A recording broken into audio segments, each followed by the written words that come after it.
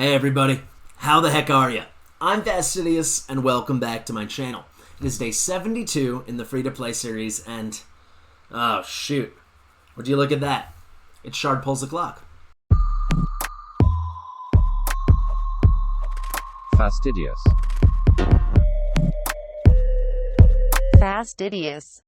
Here we go guys, it is day 72 in the free-to-play series. Little bit of story time. So on Twitch today, I was streaming shard pulls for the really fun 10x we have going on for a couple viewers, for Captain Jerbear, one of our most loyal viewers, and for myself on my main account, because there's some great targeted champion boosts for this 10x. We got Sathalia, we got Manaya, and then Duchess Lilitu. Arguably the single best non-void legendary, non-void character inside the entire game. She's nuts. And then for voids, we got Blind Seer as the legendary. And then for the epics, the non-voids, we got Achak the Wenderin, amazing, becoming very, very meta for Spider 25, the new endgame Spider dungeon. And then, what is it, Quargon is how you say this guy's name? He's pretty good, I don't love him. These guys, the theme between them all is block debuffs.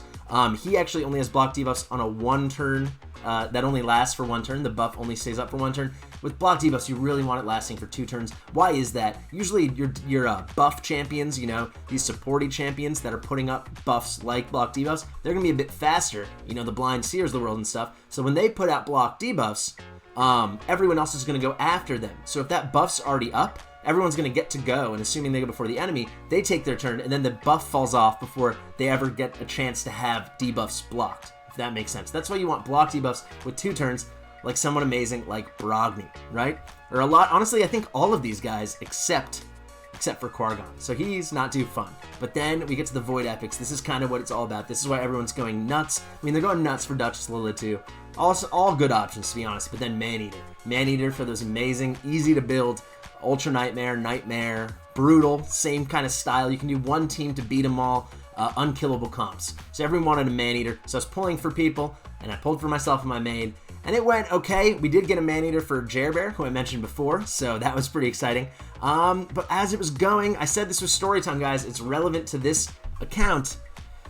As it was going, I was thinking, I don't want Ruel the Huntmaster. I don't want him on this account. I was saying I'll go for it really passively. A lot of you guys were saying in the comments, don't do it. I'm not going to not go for it because I'm burnt out by Brogni. Maybe I am. I'm more just burnt out by fusions and burnt out by the game dictating what I do all the time. Of course, early on you have to do that. Maybe still we should be doing that and being... That would be a perfect min-max to do exactly everything the game said. But this kind of fusion, the more I look at him, let's just pull him up. He's in the index. He's in the index. I never actually ended up making a whole video on Ruel Huntsman, but I just feel like I end up talking about him all the time. Where are you, dude? Isn't he a Dark Elf? Has he not been added to the game yet? Guys, am I crazy? Am I absolutely nuts? Am I missing him here? Okay, I guess he hasn't been added to the game yet. They did release in the Raid official forum the new champions that are coming out. I'm happy to do a video on all of them with my official report cards. I guess that wasn't in this patch. That's going to be in another week or 2 that they come out. But basically, he's got an A2 on a 4-turn cooldown, an A3 on a 6-turn cooldown. So you're going to book this guy to make him relevant. The A6 in particular, A3 on the 6-turn cooldown in particular, because that puts out the AoE Hex debuffs, which kind of enables his whole kit. So the only other way to utilize him right now, and she for sure is in the game, and I can show you, is to get him going with Thea Tomb Angel. But Thea Tomb Angel is going to take a really, really long time on an account like this, and I think for a lot of us, because you need to clear Hard Doom Tower, what, 3 times? Or 2.5 times, right? Because there's the 12. Sorry, I don't know why I clicked dungeons there. Let's go to the Hard Doom Tower. There's 12 floors, right? So 12 secret stages. You get 3 frags apiece. The first champ up, that's the Tomb Angel. So in 1 month, you'll get maximum 12 secret rooms worth of fragments. 12 times 3, 36. Yeah. Then the next month, it'll be up to 72. And this is assuming you can do all the secret rooms, which there's no way many of us can until you're way more advanced. And then the 3rd month, that's when you'd be put at, what?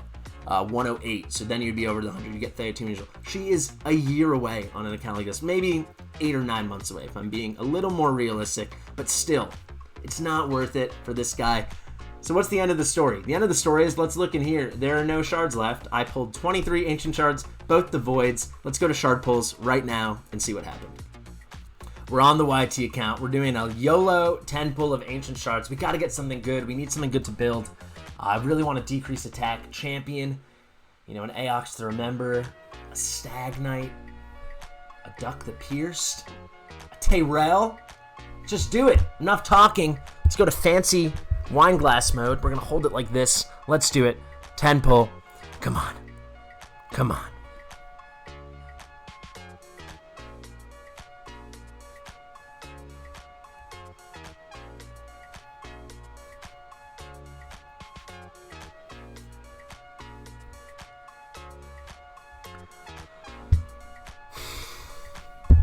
Do we do one more?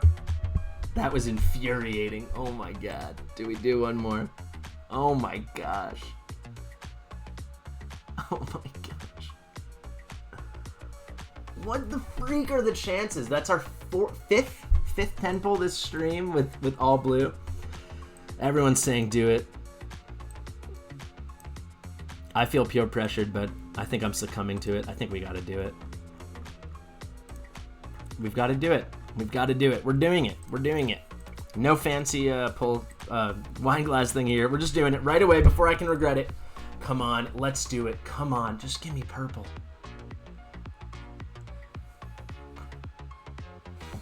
He's not bad. He's not bad. He's not bad.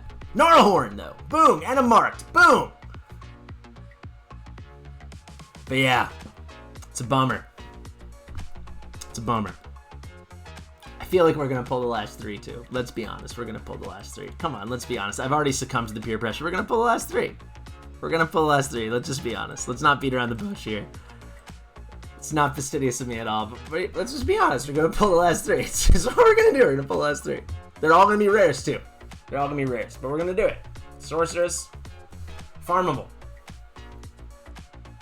Another blue. Preserver, though, we do have her on this account, actually, but she's a Rosin champion. She was the last Rosin champion on my main, and now our last blue champion. Oh my god, it's purple. Oh god, Fake Cleric. Oh, Spider, whatever. Get out of here! He is actually decrease attack, so I technically got what I wanted. He's a bad decrease attack champion, but he is decrease attack. Yeah, it happens, guys. It happens. It happens. I deserve it. I definitely deserve it. I definitely deserve it. I definitely deserve it. Woo! Well, at least it's some content for the video today.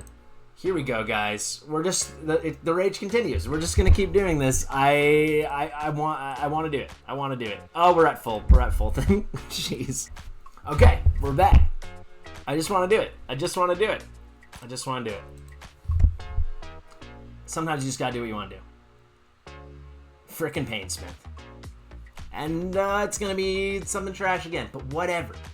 Don't let your dreams be dreams. Come on, Cold Heart. Oh, why do I do anything? Well, it's okay. We did it. No regrets. No regrets ever. No regrets ever.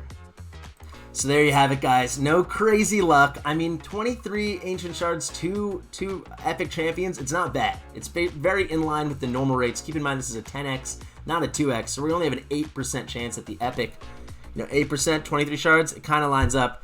The 2 Voids, that's unfortunate. I think we'll keep Haruspecs for a minute, just because he'll be relevant for a little while. I think maybe for a long while if we have bad luck for the Lizardmen Faction Wars.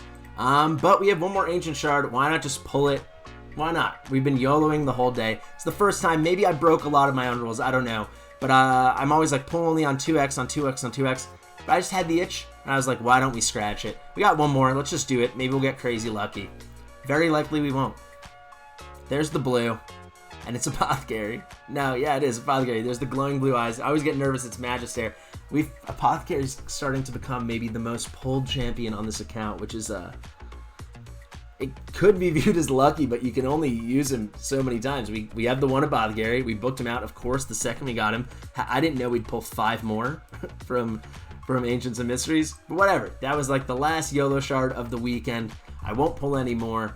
I'm happy to wait for a little while, but yeah, as I was saying when I was pulling the shards, we need some stuff to build, and it's kind of frustrating. Let's just quickly look at the 2 epics that we did get, Spider and Oathbound. Spider is He's not bad, but he's definitely not good because his cooldowns are pretty wacky. But the A1, we have a chance to strip a buff, single target.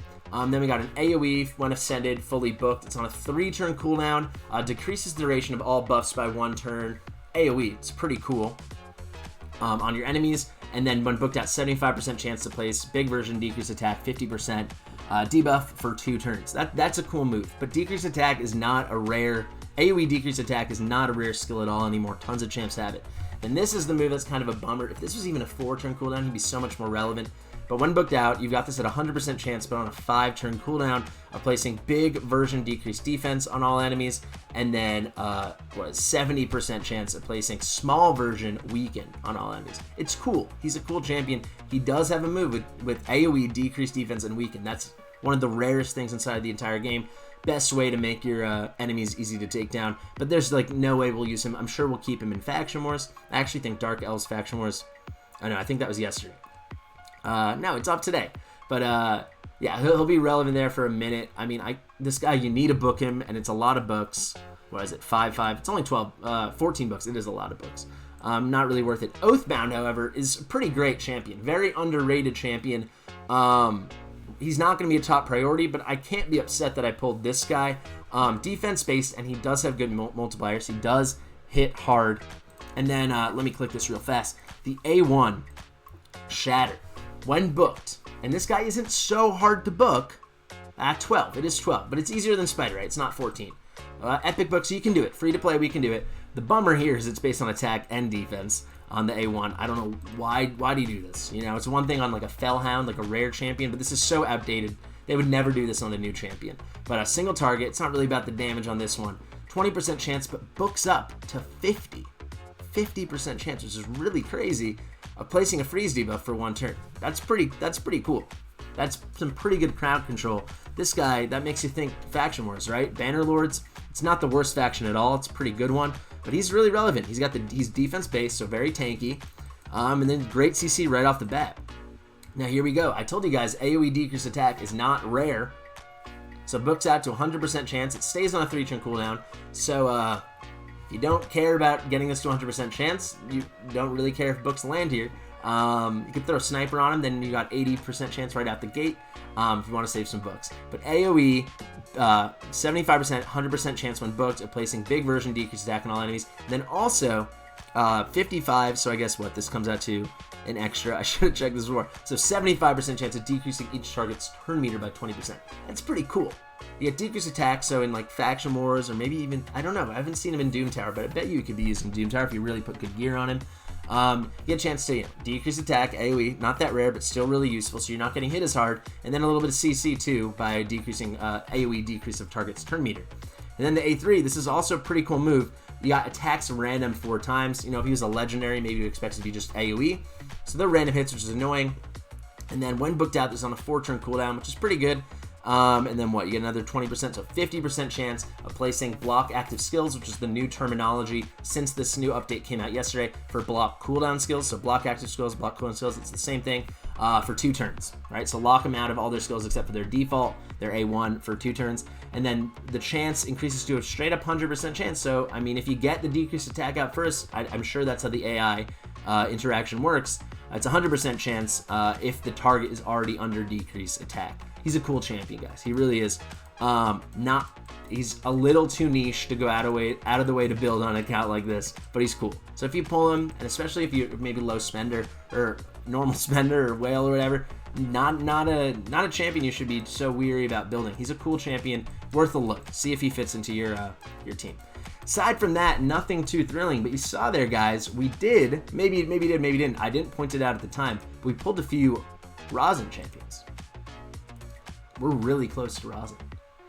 Look at this. So we already fused Aaron Yes. Pretty nice. Then, Lich, we have all 4. This was during the Brogni champ chase. Lich, we have all 4 now, and I've actually started, no, it's not on Lich I've started yet. I've started on Torture Helm. But Lich, we've got all 4, so that's going to be ready to go once we build them up and we wait for the proper champ chase. Maybe the next fusion after Ruel we'll do it, unless we get really lucky and get these 2 I'm going to mention in a second. Then we might have to just speed run this and get Rosin as fast as possible. And then we got Torture Helm over here. We got all 4 of them, and I have started building them. So we got 4-star here, 4-star, 4-star. Started ascending them as well. Pretty cool. 2 champions away. Slither Brute. So whenever you see me pull from now on, when I'm pulling anything non-void, so when I'm pulling ancient shards, not void shards, just ancient shards, you will see me all the time going nuts if we get a Slither Brute or a Chandler. Because, I mean, free to play, getting Rosin before like day 100 is nuts. I finally just got all the Rosin champions on my main account at probably about 20 days ago, so at about day 50 something, 52 maybe, 152, not 52, 152. I actually still haven't fused Rosin, even though I have fused all the epics. Maybe it's more like 140, day 140. Just I'm waiting for the perfect champ chase, like I just said, we're going to be waiting here. However, I can afford to wait a little longer on that account because the progression's much further. If I was able to get Chandler and Slitherbooth within the next 20, 30 days, we're going to just speed this up and get Rosin as fast as possible. He's awesome. So that would be really cool. What else I want to show you? Not too much. Tons and tons of Minotaur. Again, a lot of Minotaur. I think maybe I'm done until this champ training tournament ends, but I'll show you. We're doing really good there. But got to the point where we unlocked another tier 5 mastery for Skullground. I was deciding between whether I want to go methodical or kill streak. I think we will wait on deterrence. It's really good, especially in the arena where you've got like your enemies putting out crowd control debuffs, the ones listed here, and it will happen. But the 20%, it's not so pivotal. The huge one was the 50% chance from Retribution, coupled with the Avenging Ear we've got her in. So I want to go offense tree. I was just going to pick up 1, and now we're going to wait till we're at 350 and we can unlock Helm Smasher. So it was between methodical and kill streak. We will unlock deterrence. So it will have to be one or the other, and I think kill streak just makes a bit more sense. Guys, tell me if you think I'm wrong. I actually like wavered to this for like 5 minutes. But yeah, she's gonna be killing people all the time, and the damage increase is more substantial. You get up to 12%. Here only goes up to 10%. When we use her in PvE content, she's gonna have killed whatchamacallit. So outside of the arena, it's 3%, right? So she's almost certainly gonna have killed 4 champions, if not. Very comfortable to say that she's going to have killed 3, so 9%, that basically comes out to the same thing.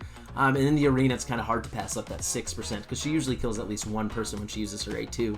Tell me if you think I made the right choice between methodical and kill streak. Of course, we can't do both because we're going to go deterrence, but then we're going to straight down the second we get to 350. Helm Smasher. For anyone who doesn't know, Helm Smasher is the best thing you can do for a big nuke or a big hitter. 50% chance of ignoring 25% of the target's defense. For skills that ignore defense, it's just added on to that more. And if you've got gear that ignores defense, savage sets, cruel sets, it's just added on more. So it helps you get closer and closer to, if you get perfect, ignoring 50, 60, 70, 80, 90, maybe 100%. I don't know. You can do it. You can do it with the right champ. If they already ignore 50% and you're in a savage set and you got Helm Smasher proccing, it's pretty cool mastery. But I didn't finish all of them. Here we have got Deke the Freak. This one kind of goes without saying. Delayed death. I think it's the most relevant.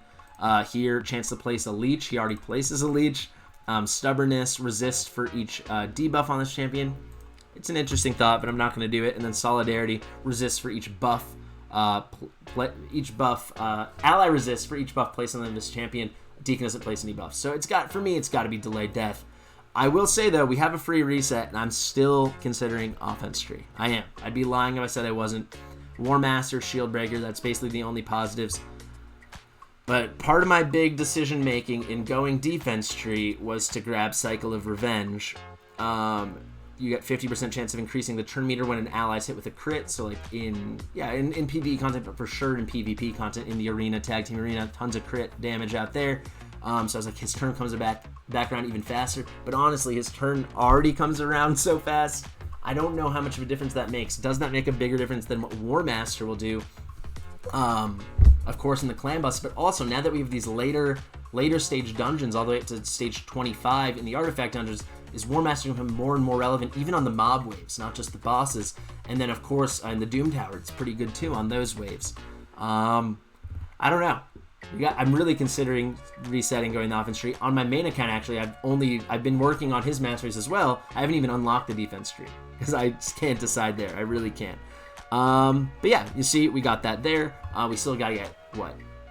360. What does it come out to?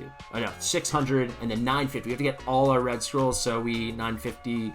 what was that? 863 more to go. That's a lot. That's a lot. No, that was so wrong. Not 863. It's 843 more to go. We're going to take Eagle Eye. I think that's obviously the thing you want to go. He needs tons of accuracy because we're going to use him in the later game PvE content. But of course, in PvP, you want to make sure that the decreased turn meter and the decreased defense lands. Master Hexer, like I said, I don't think it matters at all. Sniper, we'll probably just grab that because we need it for the... we need it to help get to Eagle Eye, and it's relevant. It will make the Leech even more of a sure thing to land on the A1 because that's going to be booked out now. Spirit Haste, yeah, doesn't help. We're probably not going to grab 2 here. Maybe it will be Spirit Haste. For sure we'll grab Cycle of Revenge, then either Retribution or Selfless Defender. I think we'll probably go Cycle of Revenge, and then definitely Cycle of Revenge, obviously, and then Retribution or Spirit Haste. That's a toss-up. Probably leaning Retribution, but then for sure we're going to go Sniper so we can get to the Eagle Eye. Let's keep it moving down. It's just dragging on. Claude, lots to unlock. I still can't decide. Again, I can't decide offense or defense, so I'm just not going to do it. I'm not going to decide yet. Healing Savior is really good. Healing and value of shield buffs placed by this champion. He does both of those things and helps them when they're 40% HP or less, so we grab that. What do we got here? Cycle of Magic. You know I don't like that one. We don't need Master Hexer, and we don't need Sniper. I don't care about the crit, the decreased crit on the A1. I know for a lot of people it's cool, but that's not how we're going to build him. Merciful Aid. This for sure will use healing and shields when they're under a crowd control debuff, when an ally's under a crowd control debuff. So let's grab that one. We actually have a lot. We can do one more. I'll grab one of these up here. Swarm Smiter. Rapid Response. When a buff cast by this champion expires, he puts out a lot of buffs with the shields, the increased speed, the increased accuracy, so we're going to grab that too. Yeah, this looks good. This looks good to me. Of course, this similar thing to Deacon, a lot of times we'll be replacing this before these things have a chance to expire, but it's still probably worth it. However, as I talk about it, maybe it was a mistake. I don't know. Lore Seal is probably going to happen because we want him to be give the base stats even higher. Cool. That's enough with Claude. Let's get into Brogni. This one will be very straightforward. We're going to take Lore of Steel again for the same reason I just said. Skip Cycle of Magic. And then for sure we're going to take Bring It Down. Doesn't matter which we take first. Probably we'll take Bring It Down. Yeah. And is that everybody? Yeah, that's everybody. Pretty cool stuff. I want to show you the Champ Training Tournament, which I'm very happy with the results. Guys, I have not focused this at all. It was a lucky group. And then yeah, I've done a little push here and there. But you see, I've done a ton of gems. I've used about almost 600 gems the past couple days. Almost all of that has gone into mastery farming. Almost all of that's gone into the Minotaur's Labyrinth, not into the champ training stuff. However, it wasn't that hard to get all the way up here, and we got an epic book. That was a little surprise. We're just barely in second place, but I need to keep an eye on this guy. There's 7 hours left. I think I could probably catch him. I'll actually show you that in 1 second. Let's claim this epic book. We're going to use that now. It's really important for Deacon. I can't wait 2 weeks for the next CBC. But I want to say, why do I think maybe I can catch him? Well, a great strategy I like to do in tournaments where it's about making a late push and surprising your enemies, your opponents in the tournament, is I leave all my food champions or any champions I pull, you know, like Spider, Oathbound, anyone I've got at 4 stars, I leave them at level 1 because if I put like 4 brews on them, that will get them to I'll show you live, but look how many we have. 1, 2, 3, So not a ton, but each one of these is an opportunity for up to 60 points. So that adds up. So what do I mean? Let's look at this. So let's do Theurgist. Theurgist. I don't know how to say her name. If we look here, so I'll do this at stage 12-6 on the Brutal campaign, or I'll just do it this simple with 4 brews like this. But if you get them up to level 21, we'll just pick 21 because it's a nice even number and it's easy to do with the brews. I'll just click it here, so this one won't be a surprise for my enemies. But you'll see you get 3 points per level for a rank 4 champion, so that's 3 times 20 levels from 1 to 21. That's gonna be 60 points just right off the bat. There you go. So each one of these is like a sitting 20 points I have in my pocket. Not 20 points, sitting 60 points I have in my pocket. So that's a cool way to surprise your enemies at the end. So I think what we'll do is after I stop filming, before I go to bed, I'll just do some champ training for about an hour, see how close we get organically, and then if he's not pushing harder, what was the guy? He was at 10,500 or so. Where are you, guy? Killer VN, yeah, 10,540. So about just under 2,500 points more than us. If he's still within 1,000, then I'll do a big push and see, because it would be nice to get the legendary gear. But, I mean, 6 pieces of 6-star. Epic's still really nice. And the extra epic book that we'll get when this tournament ends. So we'll get that tomorrow in tomorrow's video. Another book for Deacon. And then Deacon's nearly getting done at this point. So let's check out that book. Let's see if we got lucky before we hop into Arena. So what do we want to have happen? Honestly, it's a toss-up. We have officially finished the A1. So we got to do it all. I mean, I guess the most immediate benefit, honestly, probably would be the A2, because then we get up to the 100% chance of landing the AoE decreased defense. But yeah, like I said, it doesn't matter. So let's just toss on. Let's see what we get. And we did get the A2. So basically, he's done except for the cooldowns. So we needed 1 cooldown book here and 1 cooldown book here. This took a while, guys, actually. What, 2 weeks now it's been? Is that right? Yeah, 2 weeks since we got him. We've put 11 books in. We didn't have good luck, so it's going to take all 13 books. But he's so worth it. This guy's so crazy good. He's crazy good. He might actually become like the way Claude on my main account is on every single team. Deacon might be on every single team on this account. I might end up putting him in more and more clan boss teams just because he gets everyone going so fast and he puts out the decreased defense. Even when he weak hits, he's got so many chances to do it. It's going to probably eventually land. I want to show you while I'm in here. I got this amazing chest when I was farming Dragon about 2 days ago, and I realized I never showed you guys. Is it the best chest in the world? No, but is it very good? Absolutely. 6-star, HP percentage, and then it rolled twice onto speed. I didn't have a better glyph at the time. Do I have a better glyph now? Sure, let's try it. One more, baby. Nope. All right, but it did get Deacon going a bit faster, so that on top of, I didn't show you this either, I realized. I had this HP banner. It's good, it's not great, but I like kind of YOLO'd it, and I was like, let's just bring it to 16. We need to level up some stuff for the artifact enhancement. Maybe the last one will roll speed, and it did. Then we glyphed it, so that's 5 more speed. This got us a chunk more speed when we switched from 2 to the perception of this. You'll see his accuracy did go down, but eventually we'll have a better banner with accuracy and hopefully a speed sub. But between all that, we got 251 speed now, so it's still not fast enough. I get outsped constantly, but at least it's an improvement. All right, speaking of getting outsped, how about we go get outsped in the arena, and then we wrap up this video. Let's do a refresh. I do want to show you guys, though, I've been getting beaten up on defense. Look at this. Every time I think my defense is finally starting to click, I'm getting destroyed. On offense, it's not been all roses, but oh, look at that. When did I lose this many in a row? Maybe I let my girlfriend on my account for a second when I wasn't paying attention. I don't know. That's a mess. Sorry about that, guys. That's embarrassing. Let's go here. They're running the Skullground Sinesha combo, but not with ally attack. Let's just try it. Interesting team. If we're faster, we should be fine. It's kind of how it always is at this point. I hate running these speed teams, to be honest. So much is dependent just on speed, obviously. It kind of goes without saying. But like on my main account, on my offense, I still run like a defense team. It's pretty nice because you don't have to worry like, oh, what if they're faster? You know, I just assume they'll be faster and I'll just be able to tank it. But here we go. This looks okay. Keep in mind, guys, Skullground will revive when we kill her because she's with Sinesha. That's her little passive. Assuming we do kill her. But yeah, look at this. She'll pop right back up. We just need to take out Sinesha now and we'll be okay.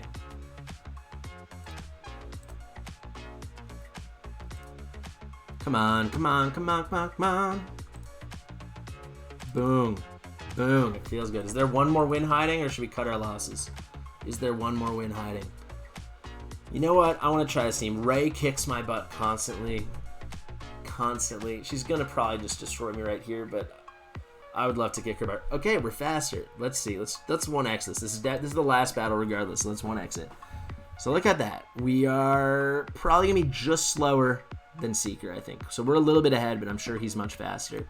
Let's see, though. Maybe we'll definitely cut in with Yoshi. Obviously, he's faster with Seeker after the time compression from Deacon to A3. So if we can get a fear on Seeker, then I think we'll win this. We did, and we poofed him. Oh, I want to mess this Ray up so bad. Ray is really the bane of my existence in the arena. I don't know why. She has that remove. There we go. There's the counter proc. Doesn't matter, but now it's off. Boom. Nice win. She has the remove buff on top of all the other crazy stuff in her kit, and then she can just like straight out kill Skullground before Skullground can ever benefit from the unkillable because it's stripped.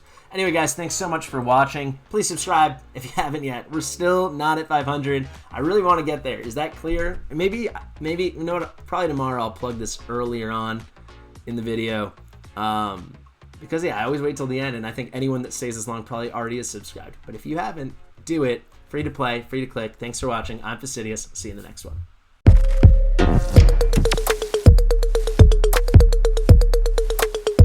Fastidious.